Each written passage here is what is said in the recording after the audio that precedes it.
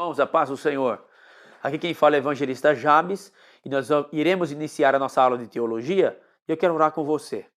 Senhor Deus, é no nome do teu Filho amado Jesus Cristo que nós te pedimos que o Senhor ilumine nossas mentes para que possamos compreender a tua palavra. Ó Deus, e essa carta que o apóstolo Paulo escreveu a Tito, que o Senhor abra o nosso entendimento e faça-nos entender e faça-nos guardar para que possamos praticar a tua palavra para que o teu nome venha a ser glorificado através da mesma. É no nome do teu Filho amado Jesus Cristo que nós te agradecemos, Senhor. Amém. Meus irmãos, hoje nós vamos estudar a carta que o apóstolo Paulo escreveu a Tito, amém? Faz parte das cartas pastorais, que as cartas pastorais são 1 Timóteo, 2 Timóteo e Tito, e Paulo escreve essa carta e ele destina a Tito, que era pastor de uma ilha chamada Ilha de Creta.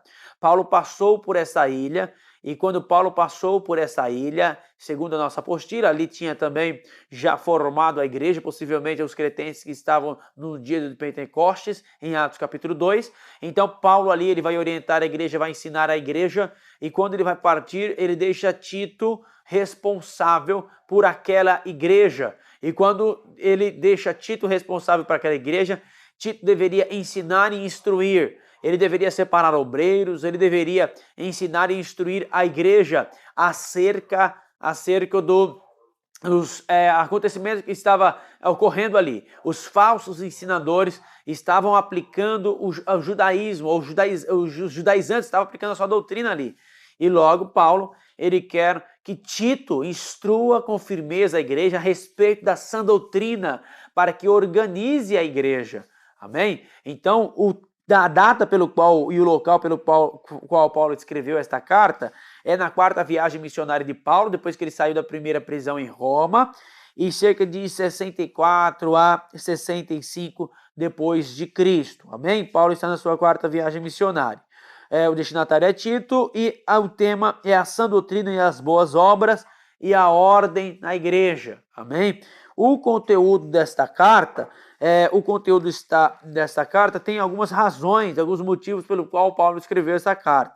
A razão pelo qual Paulo escreveu essa carta é que havia vários homens inquietos que sabotavam o seu trabalho ali, opondo-se contra qualquer autoridade e propagavam doutrinas falsas. Parece que Tito teve uma atividade mais independente do que Timóteo. Tito ele tinha mais autoridade, mas mesmo assim ele precisou do auxílio de Paulo quando escreve a carta, e Paulo escreve essa carta dando essa força, essa motivação e fazendo esses pedidos a Tito, orientação a Tito, amém?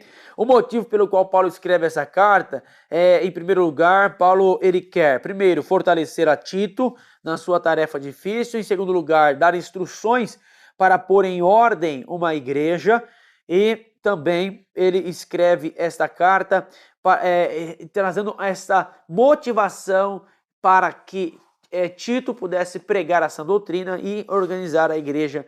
Era uma tarefa muito difícil. Há pensamentos fundamentais também acerca dessa carta.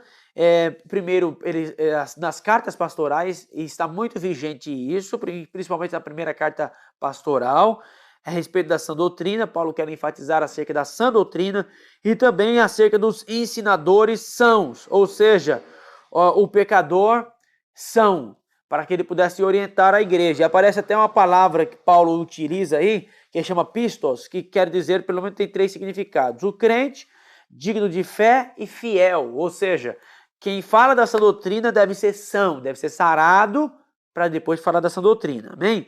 O conteúdo dessa carta é, em primeiro lugar, a saudação que Paulo dá, no capítulo 1 e o versículo de número 1 ao 4. Segundo, na verdade, o ministério dos anciões, ou dos presbíteros, né, ou dos bispos, conforme está no capítulo 1, versículo de número 5 ao 15. Em terceiro lugar, ou a parte C, né, a conduta das diferentes categorias dos de crentes na igreja, capítulo 2, do 1 ao 15, e também a parte D, que é a parte 4, a conduta do crente na sociedade, depois tem um término desta carta no capítulo de número 3, amém?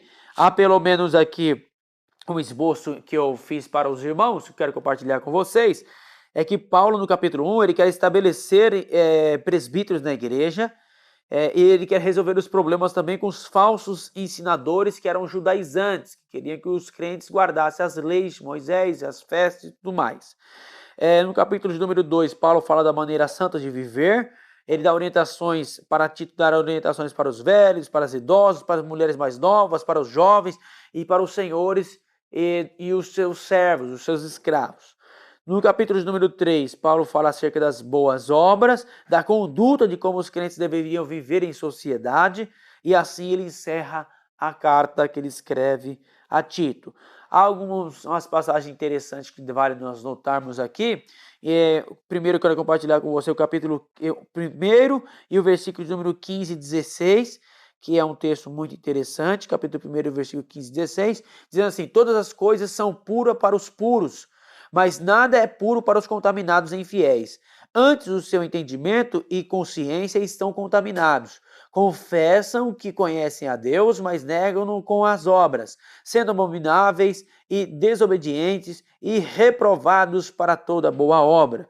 Quero compartilhar com você também o capítulo 2 e o versículo de número 11 ao versículo de número 14. 11 ao versículo de número 14.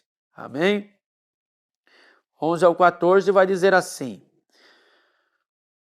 porque a graça salvadora de Deus se é manifestado a todos os homens, ensinando-nos que, renunciando à impiedade e às concupiscências mundanas, vivamos nesse presente século sóbria e justa e piamente, aguardando o bem, aguardando a bem-aventurança, a bem-aventurada esperança e o aparecimento da glória do grande Deus, nosso Salvador Jesus Cristo, o qual se deu a si mesmo por nós para nos remir de toda iniquidade e purificar a si um povo seu, especial, zeloso de boas obras.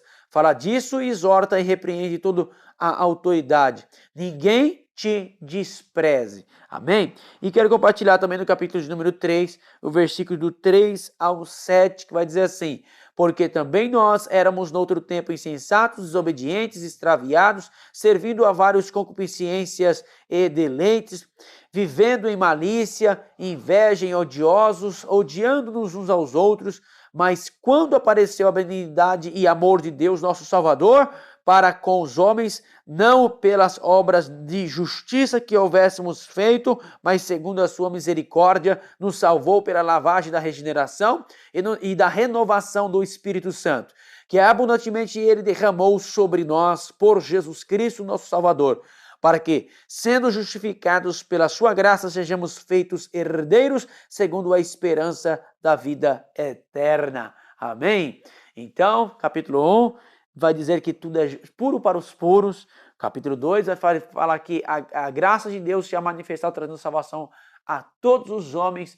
E no capítulo de número 3 vai falar a obra redentora de Jesus por nós, e essa mortificária e salvífica que nos trouxe a salvação não por nossos méritos, mas pelo mérito de Jesus Cristo que fez por nós, e através da fé nós cremos e somos salvos. Amém? Deus abençoe você.